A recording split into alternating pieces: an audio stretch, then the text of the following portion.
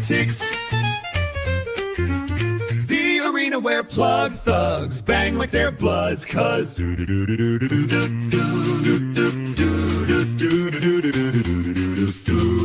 arena where plug thugs bang like their bloods, cause dirty politics. Dirty politics. Dirty politics. The arena where plug thugs bang like their bloods, cause dirty politics. The arena where plug thugs bang like their bloods, cause dirty politics. All right, we got it right this time. I had to get rid of OBS. We on stream, y'all now, man. Shout out to that. Audio better, video better, show better. I got to get my OBS right. I'm gonna have to like delete it and rebuild it up from scratch or something, man. The OBS be trash, bro.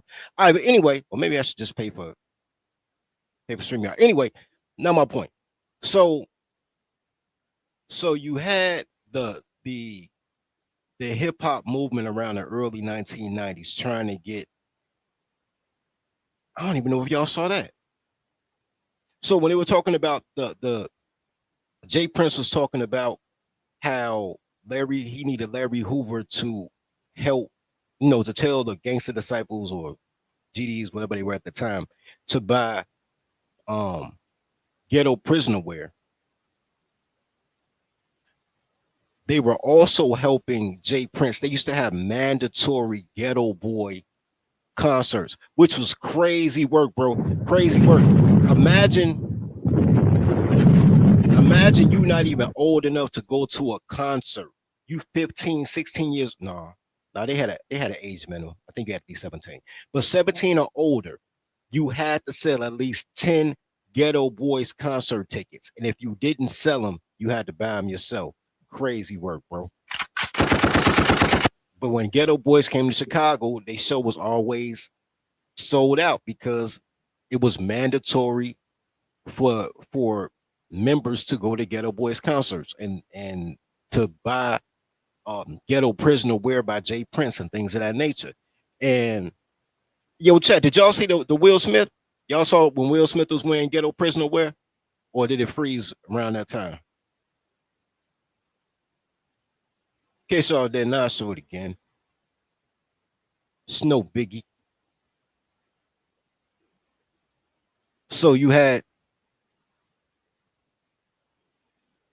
I'm not gonna play the audio this time because I don't feel like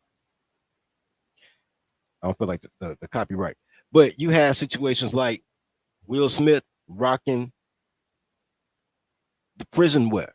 That was a thing. This is a 1990. This was actually a pilot show for the Fresh Prince, and you can't find it anywhere. I just happen to remember it, and I'm like, yo, Will Smith was what? Because at the time, I'm like, yo, Will Smith is rocking Ghetto Prisoner wear.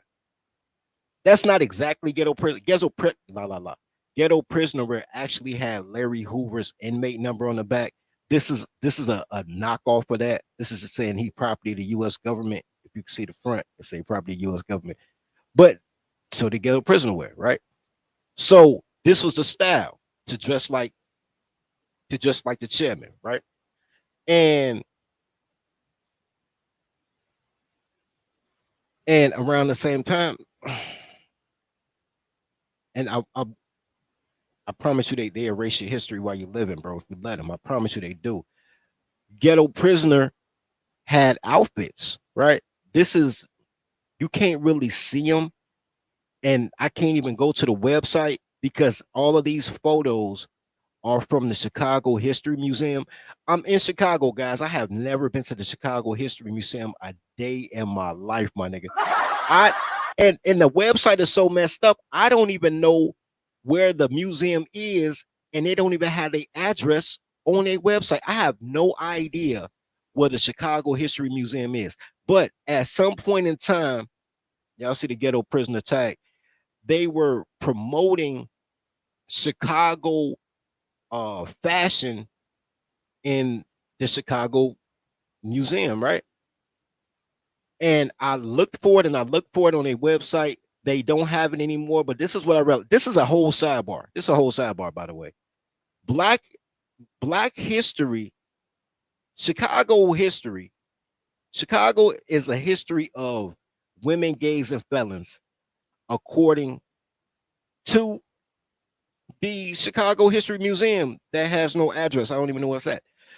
And it seemed like a big place too. It seemed like it's a real museum, but they don't have no address. I have no idea where it is. So you got Jesse Jackson, pimping the gays and women. This was a good one. Harold Washington, that is Chicago history. But most of these things is about women's fashion, um, black women hanging out with a bunch of Jewish people. Don't forget that one. What's the name of this exhibit? Dragon of Windy City. What? Wow. Women, gays, and felons. Chicago's history. He's definitely a androgynous boomer. There's no doubt in my mind. No doubt in my mind that he's an androgynous boomer. Shout out to Billy, Bobby, buddy, Shauna Daddy. Shout out to Shauna Daddy, buddy. But I just went through the website, bro, and because I'm looking for that, I'm looking for the page. They took that page away. There is no more ghetto. There is no more Chicago urban fashion. I guess they redid they site, and I just started looking like I'm from Chicago. I'm in Chicago, and everything's about women, gays, and felons, bro. That stepdaddy season, it's crazy, bro. It's crazy how they do you. But anyway, so that's what they had. All these pictures are from the Chicago Museum, but they no longer exist. They just exist on Google now as images, but it's no longer an exhibit or anything like that. Um, so that was part of the move, right? So part of the move is get your money up legally. So they tried to wash the money through the clothing lines, right? I don't know how you get $100 million worth of cocaine money into fashion, but fuck, I know, bro. I ain't making this world. No, I just live in this world and I ain't make it, right? So around 1994, 95, Larry Hoover was supposed to come back home. And they had this big push, Free Larry Hoover. They had the Free Larry Hoover t-shirts, all type of things going on in the 1990s. Larry was about to come home. He was back in Chicago at the Dirkston Federal Building, trying to get um his county sentence overturned, right? They're like, yo, if we can get him out the county, then we can get out the feds. It was this big push, like he about to come home. This 95. I remember that. Like 95. And this is an article from that. I want y'all to remember. I'm gonna break it down. All right. So former gang members in 21st Century Vote. And they start to, and the guest, I'm not gonna listen to this, but the guest is Wallace Gator Bradley. Wallace Gator Bradley is the person who went. I'm assuming this is WNPR or something. And he started talking about. I ain't heard the name Salim Milwaukee in a minute, in about 30 years. Anyway, Salim Milwaukee reports on 21st Century Vote, an organization created by former members of Chicago's largest street gang, Gangster Disciples. Wallace Gator Bradley, a former gang member turned community leader, praises the group for offering a more productive way for disenfranchised youth to channel their energy and take part in the political process. However, the police and mainstream media claim that the organization is simply an illegitimate front allowing the Gangster Disciples to gain more influence. Bradley defends the 21st Century Vote as a group sincerely working to bring a stop to gang violence from the inside out and to steer young people away from crime. Now, here's the thing. And this is not new news. As a matter of fact, Chance the Rapper was talking about it. Politicize this or memify. Hey, before I let y'all politicize this or memify this, I just gotta say I am glad that Larry Hoover is home. And I gotta remind y'all that he was a political prisoner that was set up by the federal government. That he created the what was it, Chicago votes. He did so many things to really mobilize our people, and and he was really targeted for that shit. And so before niggas get to cooning or doing whatever they finna do with this information, I just want to say I'm so glad that he's home, and God bless his family, and and yeah, thank God. It's two things here that Hey, kind of mess with me, right? And if you look at the edit, he says I meant to say 21st century vote. He says Chicago vote in the video, but in the caption he says I meant to say 21st century vote. Two things that really bother me with this, right? before I let y'all politicize this or memify this, I just gotta say I am glad that Larry Hoover's home, and I gotta remind y'all that he was a political prisoner. Pause. Was Larry really a political?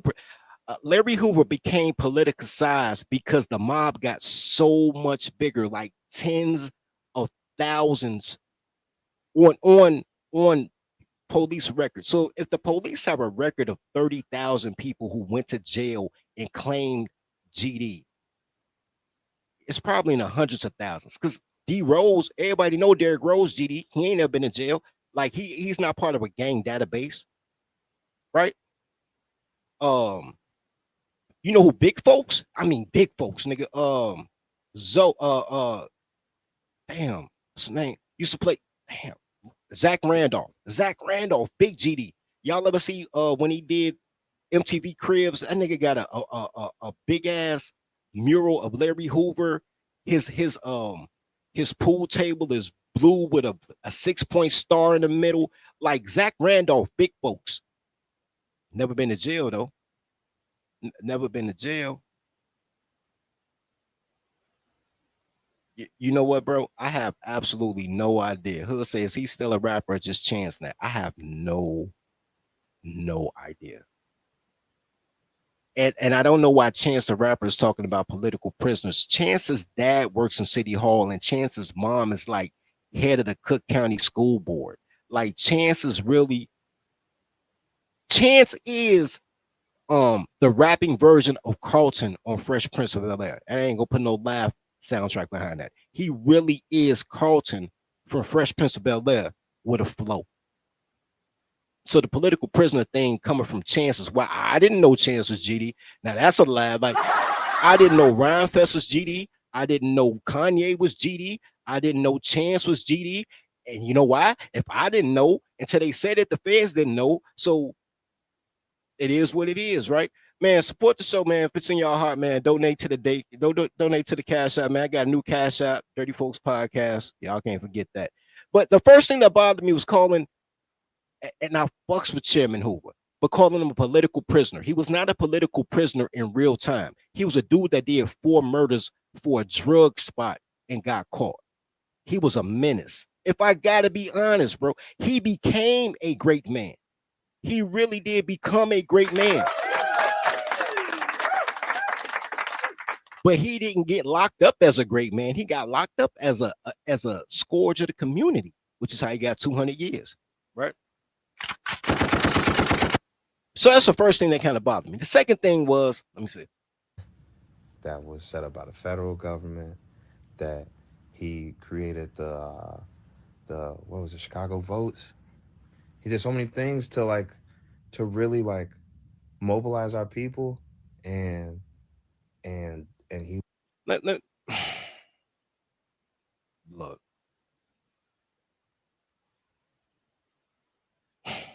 And it ain't click. Look, I'm a bigger fan as any, but I'm not gonna romanticize it. I'm gonna keep it 100. I'm not gonna romanticize it. But I do want y'all to remember that when that article came out, I'll bring it back up. When that article came out, the person that NPR was speaking to was Wallace Gator Bradley. Let me show y'all something. Because it's a political movement, so you got to have politicians as part of your movement, or it's not political, right? It's just common sense, right? Let me show you this. This is on Wikipedia. And the reason I went to Wikipedia, gentlemen, is because I'm not paying for no goddamn paywalls, bro. The LA Times, the New York Times, Chicago Tribune, paywalls. I ain't go to paywalls. I ain't paying this. But what I wanted to know was which politicians had ties to the gangster disciples. Because I kind of remember Carol Mosley Braun in that mix, bro. And Carol Mosley Braun was a friend of my grandmother. I've met the lady. She auntie, she's not my auntie, but like she got the auntie energy, the sassy wine drinking auntie energy. But when you put senator in front of it, now she's a wholesome woman. But I'm gonna read this out though.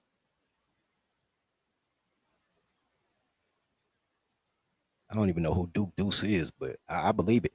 All right, politician with ties against the disciples.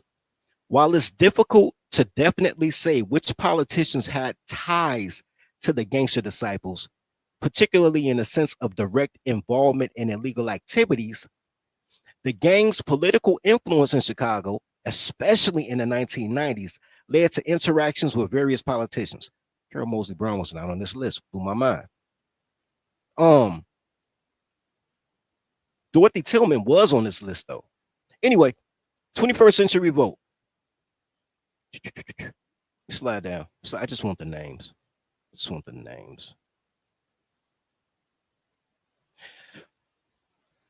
Former Mayor Eugene Sawyer. Chicago had an interim mayor, by the way. Let me say this real quick, because I know a lot of people know about Chicago, but y'all don't know like Chicago. So Harold Washington was the mayor, first black mayor. Harold Washington had a heart attack eating Thanksgiving dinner in his office, right? So when Harold had the heart attack and died, the interim mayor was Eugene Sawyer. Eugene Sawyer wasn't even that strong. His name wasn't even that strong in the 90s. He had kind of faded away as far as politics went.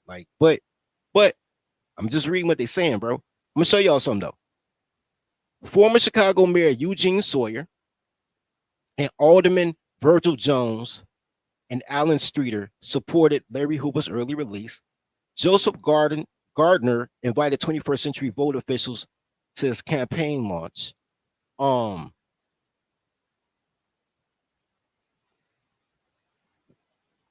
Wallace Gator Bradley, a former gangster disciple enforcer who became a spokesman for Hoover and advocated for his release.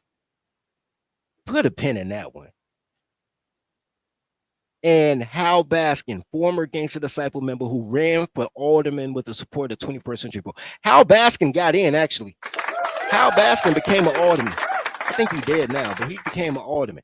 So I need y'all to understand this. We got Wallace Gator Bradley, and we got Mayor Eugene Sawyer. He wasn't the mayor at the time. He was former mayor. It says it, former Mayor Eugene Sawyer. I want y'all to notice something. If y'all ever paid attention to the intro to the show, I'm not going to play the whole intro. Bug thugs bang like their bloods, cuz.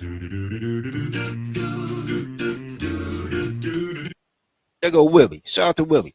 This man right here caught a Fed case and beat it. Only thing I know to beat a Fed case, bro.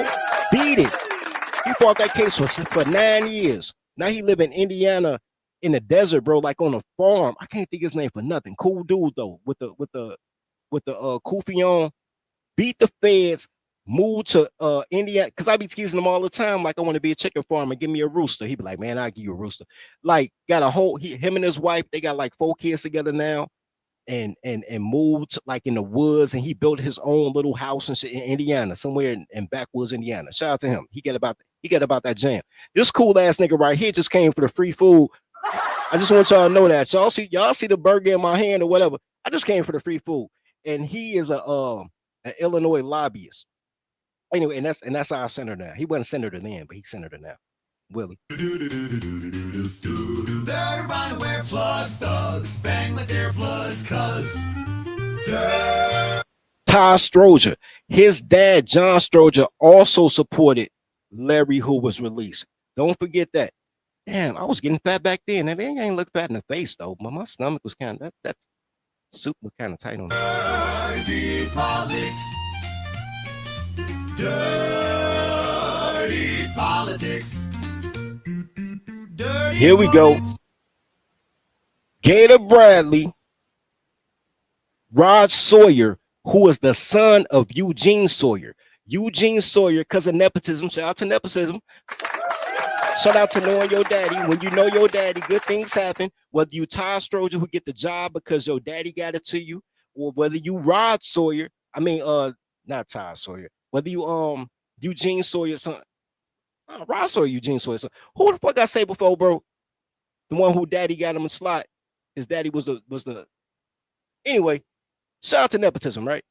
Alderman Rod Sawyer, son of Eugene Sawyer, the interim mayor and informant Gator. You see, I don't say community activist Gator Bradley. Y'all look at my shit. I show you, bro. I show you like this is how I really feel about it. And somebody made us take this picture. I slid up in there to the Chicago, the Cook County Business Center because I was trying to get some nonprofit money and ran into to Rod. And I was like snapping on Rod, like, yo, Rod, how come you passed out 4 liquor licenses, bro? And none of them was to black people. I was like, man, Rod, he gave 4 liquor licenses to Arabs and told black people they had to open up a bar if they had a liquor license. He gave four liquor stores, rather, like permits for liquor stores to Arabs and made black people get a bar. And I'm like, I'm talking to Rod about that. Like, Rod, why you fucking over your community? You're an alderman. You're supposed to be looking out for the people on your block. And he was like, oh, man, don't even worry about that, folks. Look, by the way, since you folks, let me introduce you to Gator. And then they got me in this picture, and now I look like I'm GD. I don't gang bang, gentlemen. Don't believe that shit. I don't gang bang. I rock the good rhymes. Like, I'm good. Like, I don't want no problems. But they got me with these goddamn ruffians. They got me in this indictment ass picture, bro. But I say all that to say, I be knowing what's going on in these streets, bro. So in 1995, they had this big push to get Larry Hoover out. And they had all these parades around City Hall or whatever the case may be. And now you hear people like Chance the Rapper talking about how he was a political prisoner and how he was trying to do things for the community, right? And as much as I want to call bullshit, that's just my opinion. That's just my opinion. Meanwhile, while I do have my opinion, and my opinion is valid, and it's my podcast, there are other men older than I am old that feel totally different about Larry being home. Tell him, bro. Who free, bro? My motherfucking chief free. Who? Larry Hoover, he free, bro. Yes, sir. Tell him, bro. Who free, bro? I mean, there are people who are crying in the streets over Larry being home, and shout out to them, man. Shout out to them. And then you have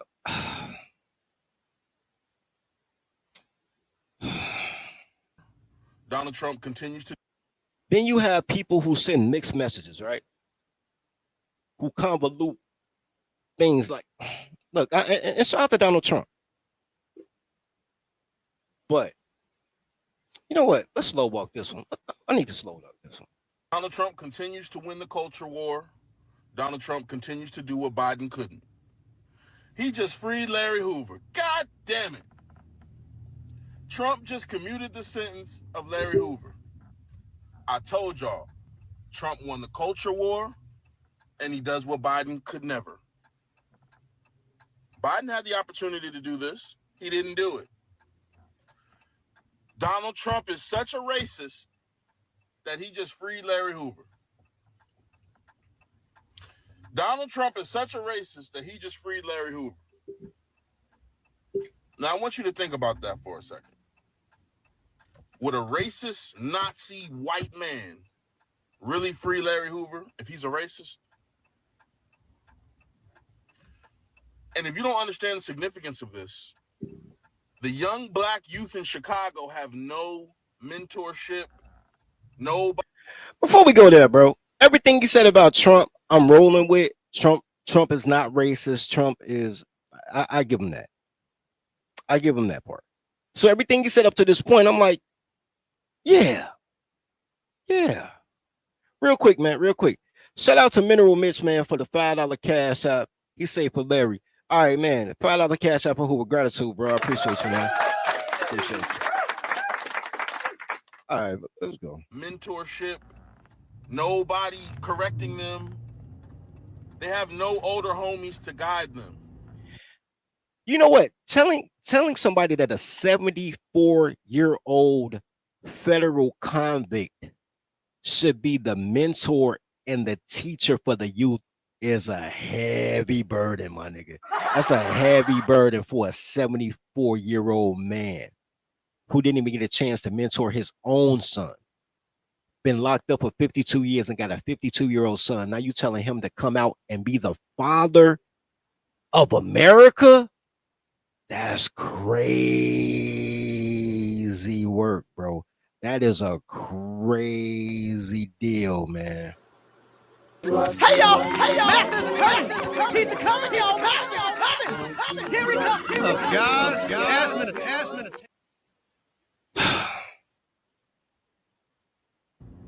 We know what fatherless households means. We have all the statistics. The number one predictor of a criminal is a fatherless household. Okay, we can't necessarily get fathers in all these houses, but what can we do? Bring home some of these OGs that got 200 years in jail. They've been in jail 60 years already. Let them come home and try to have some structure. Okay, pause right here, right here. There is nothing that a baby boomer could tell me about nothing. If you've been gone for 60 years, you can't even program your own television set, my nigga. Like, you need somebody to help you store phone numbers in your cell phone. Been going 50, 60 years. What the fuck are you? Not only that, these shorties is really out here with their little slogan, no big homies. So if you fucking 20 and you can't listen to a dude that's 28, what is a 74-year-old man gonna be able to tell you? You hope they don't bust him in the back of the head.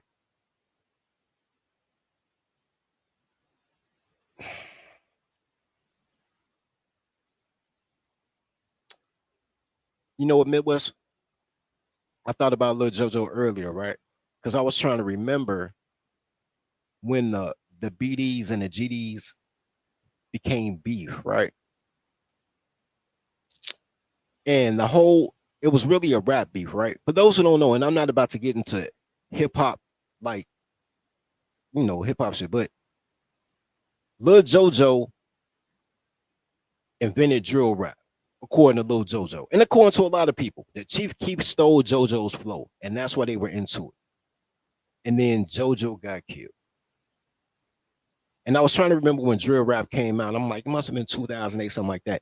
Because I remember I didn't get on Facebook until 2010.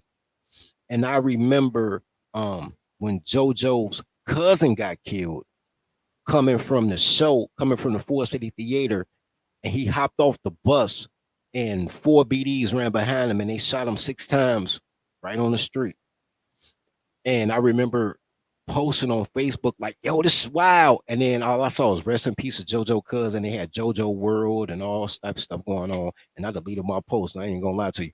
And I'm like, yo, it's wild. So all that was going on about 15 years ago, right? And this is how the conversation came up, me and my cousin talking about it. So then all of a sudden it was O Block. Around 2010, 2011, and my cousin like, yo, I'm going to O Block. And I'm like, what the fuck is O Block? He like Parkway Gardens. I'm like, I know Parkway Gardens. I don't know no goddamn O Block, right? And so now it's O Block because of Odie, right? So all the BDs in O Block. That's what y'all know. We all 63rd. Cool. My cousin takes his daughter and his stepson. He has a 25-year-old daughter and like a 17, 18-year-old stepson, right? He takes his daughter and his stepson yesterday to see the King Vaughn mural. When he gets there, it's a little shorty who claim he BD, talking about my girl cousin has to pay $200 to the BDs to take a picture at the King Von mural.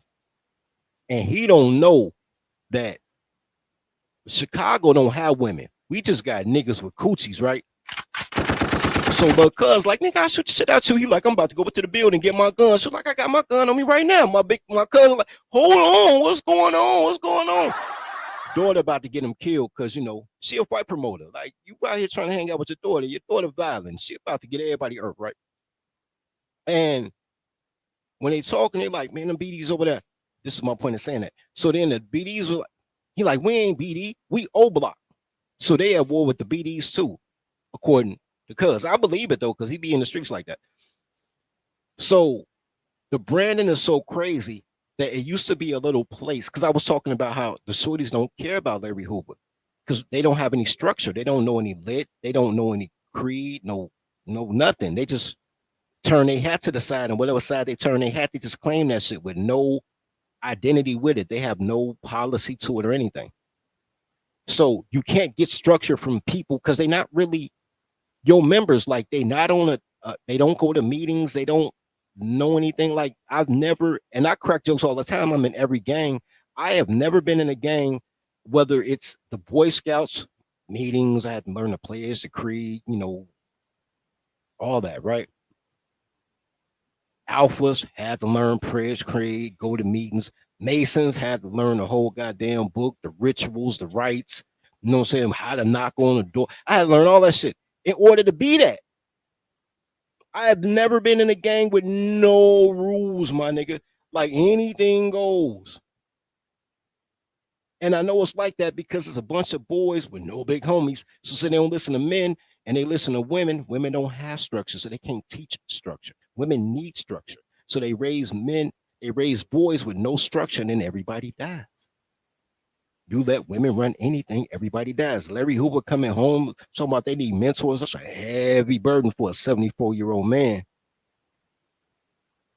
trying to talk to kids with no semblance of being able to sit your ass down. Nigga, I ain't got to do shit. Nigga, I'm home about to kill your ass. You tell me to sit down again. Like they mamas. These vaginal niggas. That's a heavy burden, bro. It's crazy. It's crazy. And everybody wants somebody else to do the work too. That's my other thing with it. I'm gonna let it rock. But Larry's supposed to do the work. Nigga, you at home. DoorDash man or Dodge Charger man. I thought it said DoorDash. That's on me. That was stupid on me. Dodge man, do it. Now, if he comes out and gets on some ignorant shit, lock his ass back up. Simple and plain. But Kanye's been advocating for this for a while. He was doing concerts with Drake, the Free Larry Hoover concert and all this stuff. People have been knowing the significance of this for years. Biden and the left didn't make it happen. Trump did. For all you Democrats, all you black people talking about Trump's a racist, he's so racist that he freed Larry Hoover. And y'all gonna downplay it. Y'all gonna come up with excuses. He only did that to try to win the black vote. He only did that to blah, blah, blah. Like I said this a while ago. Trump could cure cancer, and y'all would find an excuse to hate on him. Which means there's no incentive for him to actually do any good, but he continues to do good. I'm getting mixed messages, bro.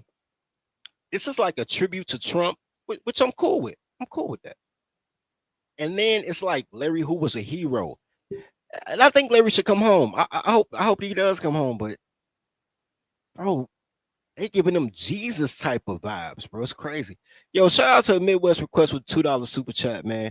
He said they are all insane. Renegades or EBK lost cause. Goddamn right. Lost cause, man. Everybody want to get locked up, come home and try to save some shit like white women do. Nigga, save dogs. It's safer, nigga. Do not save these motherfucking kids. We might have to lose a whole generation, nigga. Just anyway. Knowing he's gonna get ridiculed and shit on, Trump continues to do good. This is what I voted for. And this is why I'm dropping the t-shirts. That's what I voted for. All you idiots. Oh. Speaking of dropping t-shirts, yo, I got the shirt for y'all, bro. I got the shirt y'all was asking me for, man. The Don't Listen to Women with Clothes On t-shirts are available now, man. I don't know if the store is showing up at the bottom of the screen or if it only showing pre-records. But yo, the Don't Listen to Girls with Clothes On shirt is available now in the Dirty Folks Podcast store, bro. It's a hot shirt too, man. It's a hot shirt. I might wear it next time I do a podcast. I might wear it. It's a hot shirt. When I tell you guys that black people want a king, this is what I'm talking about. They want Obama to do it all. They want every president to do it all. They skip past the senator, the congressman, the governor, the mayor, the alderman. They should start the alderman, or wherever you are, your local committeeman. In some places they call them committeemen. They skip past the people who were supposed to represent their block, go straight to the top. I want the president to do it. Or they give Jesus-like qualities to a Obama, to a Larry Hoover. They always want somebody else to do the work and then be like, we did it.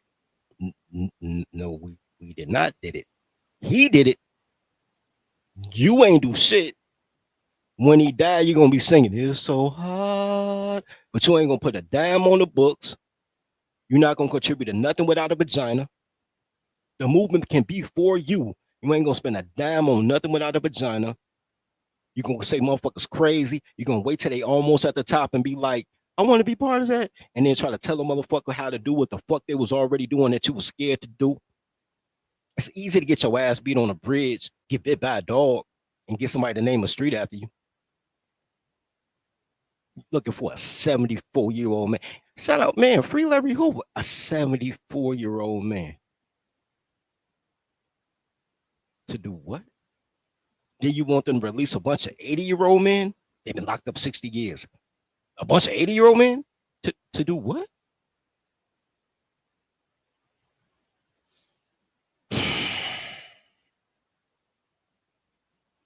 $12 people. We can change this nation with 12 people with the same logo. I promise you that. Not because like 12 people are a lot of people. It's more than 12 people in the store at one time while you waiting to pay for your little chips and dips. It's just the fact that the other 56 million people ain't gonna do shit. It's gonna let you slide right past. If they like the logo, you can go right past. They ain't gonna do shit. They ain't gonna help. They ain't gonna hurt. They gonna let you do what the fuck you want to do. And then if you succeed, they're gonna call you Jesus.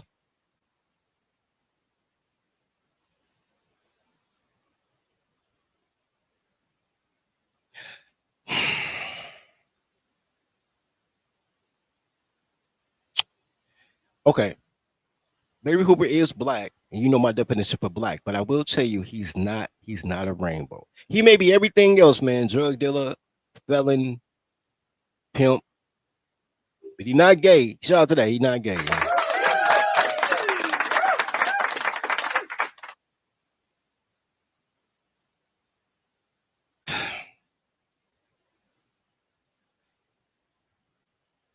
Show you guys one more thing before I get up out of here.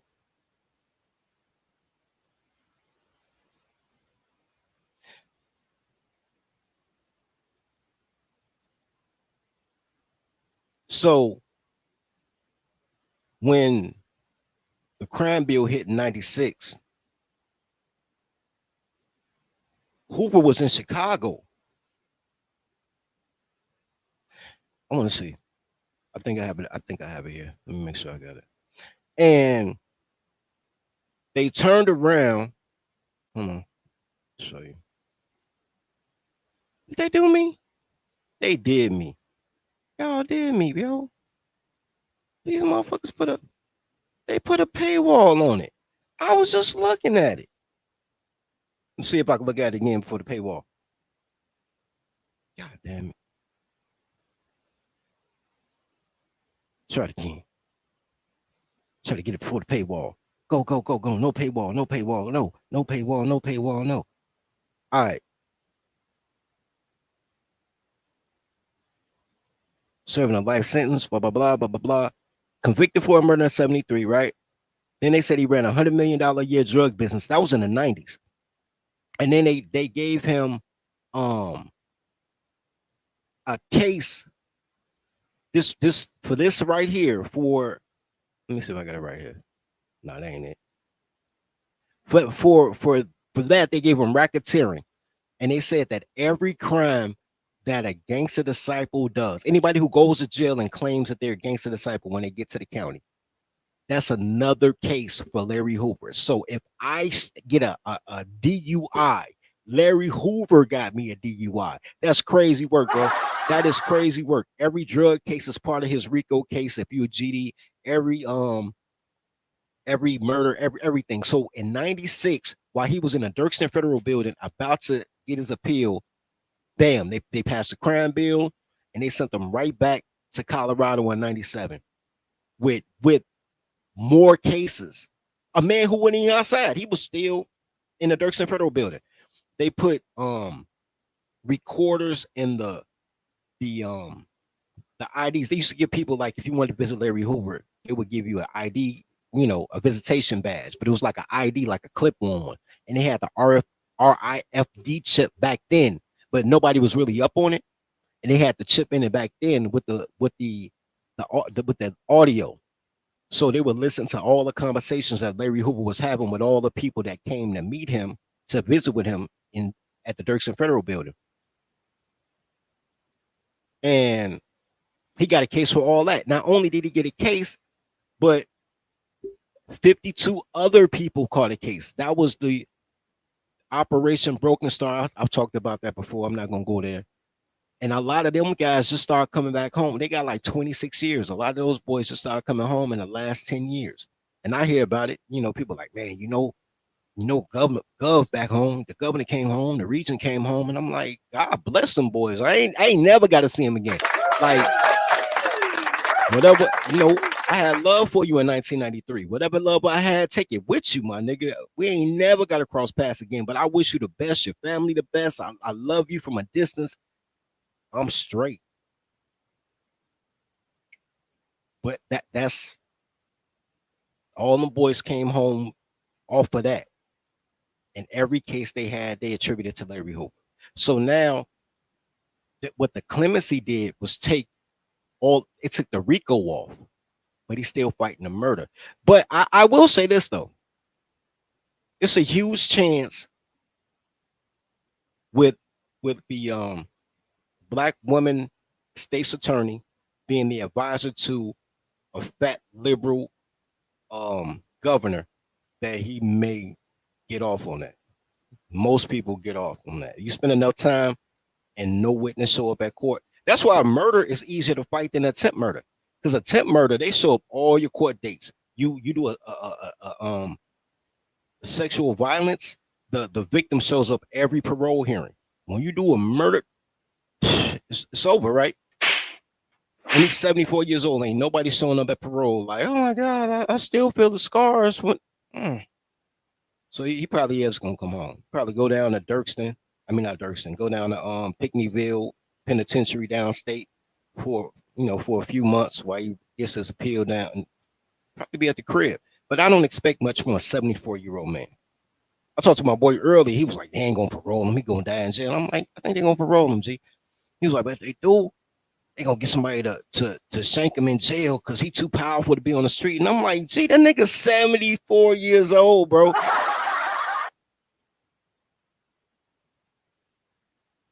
What is a 74-year-old man gonna tell anybody? Everybody who love him is in their 50s and 60s. Ain't nobody else around. To them, Larry Hoover is just a name. And history dictates that. There was a guy by the name of Willie Lloyd. I'm gonna look this up real quick. I want to show you how little it matters to young dudes, right? Willie Lloyd. So Willie Lloyd was the leader of the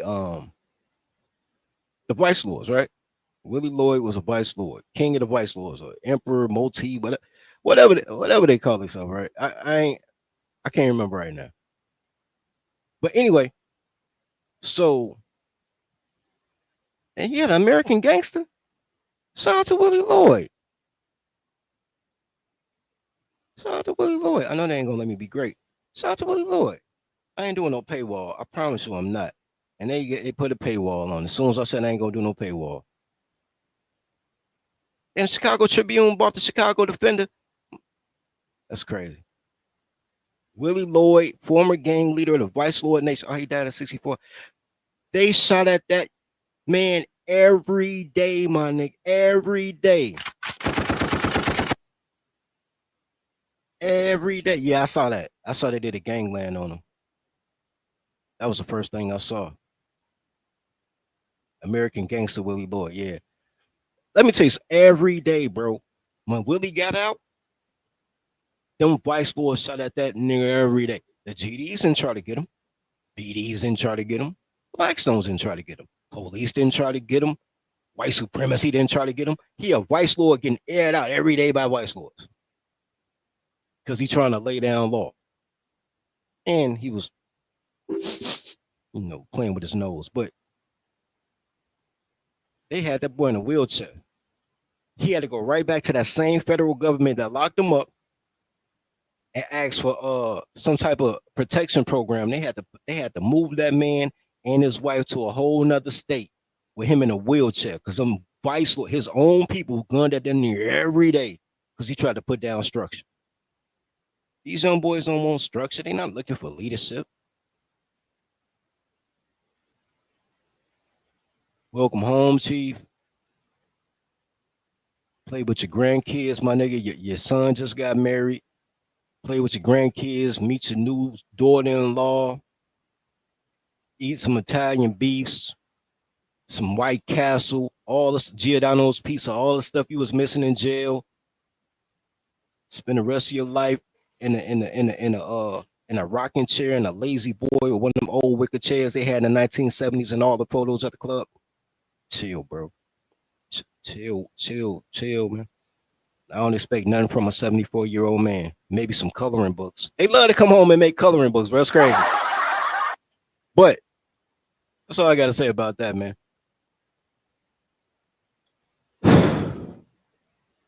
I appreciate y'all sliding through, man. I'm going to be more consistent with the shows. As things interest me, man, y'all got to send me an email or something, bro, because I don't. Anyway, when I give me a topic, I'll rock with it. Anyway, as always, bros, love your brothers as you love yourself. Feed the pack. Tribe up, man. What we going to go out on today? That's going to get me copywritten. I ain't going to go out on that. Welcome to the daycare. Welcome to the daycare. Welcome to the daycare. Welcome to the daycare. Stay away from cities with dyke layers. They spray the pipes major. Don't play with us like a player or say the dice player. But if you got a quota, then stay away from college. These bitches are fight promoters. Welcome to the daycare. Welcome to the daycare. Welcome to the daycare. Welcome to the daycare. Train your toddler. Please train your toddler. Whippets, timeouts, take her allowance. Cause she will destroy your life if you allow